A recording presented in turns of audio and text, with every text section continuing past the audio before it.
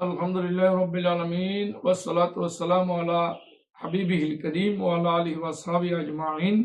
দূরে কাছে দেশ বিদেশ থেকে যারা আমাকে দেখছেন, আসসালামু আলাইকুম ওয়া রাহমাতুল্লাহি ওয়া বারাকাতুহু। পবিত্র রমজানের উপলক্ষে একটি নতুন ভিডিও নিয়ে আপনাদের সামনে উপস্থিত হলাম। যে একটি প্রশ্ন এসেছে যে জিবরিল আমিন তিন প্রকার মানুষকে জন্য বদদোয়া করেছেন, তারা কারা? মানে তিন প্রকার মানুষ ধ্বংস হোক জিবরুল আমিন দোয়া করেছেন, তারা খারাপ। এ প্রসঙ্গে হাদিসটি অনেক দীর্ঘ, আমি সংক্ষেপ করে বলছি। রসুল করিম সাল্লাল্লাহু আলাইহি সাল্লাম একদা মিম্বার শরীফে উঠতেছেন।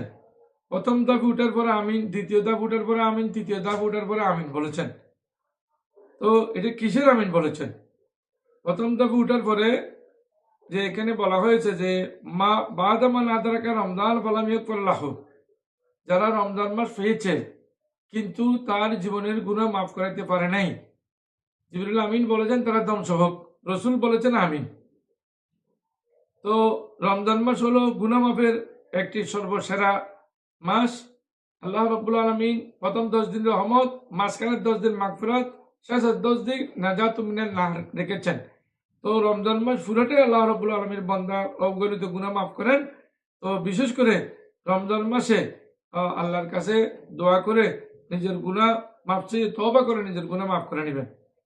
দ্বিতীয় দফে রসুল করিম যখন উঠেছেন, বাদামান যুকরিতা আনদাহু ফালাম ইসাল্লি আলাইক, হে রসুল, আপনার নাম কোনো উম্মতের সম্মুখে যদি নেওয়া হয়, সে যদি দরুদ শরীফ না করে তখন তার জন্য দোয়া করেছেন সেই ধ্বংস হোক। হযরত জিবরিল আমিন দোয়া করার পরে রসুল করিম সাল্লাল্লাহু আলাইহি সাল্লাম আমিন বলেছেন। রসুল আমিন বলেছেন। তো রসুলের নাম যেখানে আসবে সেখানেই বড় করে সাল্লাল্লাহু আলাইকা রাসূলুল্লাহ বা এভাবে দরুদ শরীফ পড়তে হবে। তৃতীয় দাফে যখন রসুল করিম উঠেছেন তখন বলতেছেন বাদামা নাদারাকা ওয়ালিদাইহিল কিবরা ইনদাহু আও আহাদুহুমা ফালাম ইয়াদখুলাল জান্নাহ। তৃতীয় নম্বর হলো রসুল করিম সাল্লাল্লাহু আলাইহি ওয়াসাল্লাম যখন তৃতীয় দাফে উঠেছেন, জিবরিল আমিন ধ্বংস হোক বলেছেন। তো কাকে ধ্বংস হোক বলছেন?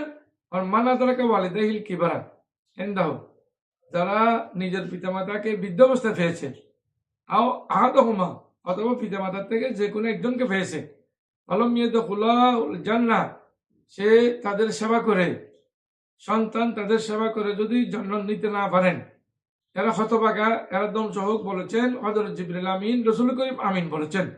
আল্লাহ রাব্বুল আলামিন এই তিনটি এর প্রতি আমল করার জন্য আমাদেরকে তৌফিক দান করুন। এটা বাইহাকি 1471 নম্বর এবং ইবনে হিব্বান 409 নম্বর হাদিস। আল্লাহ আমাদেরকে আমল করার তৌফিক দান করুক, আমিন।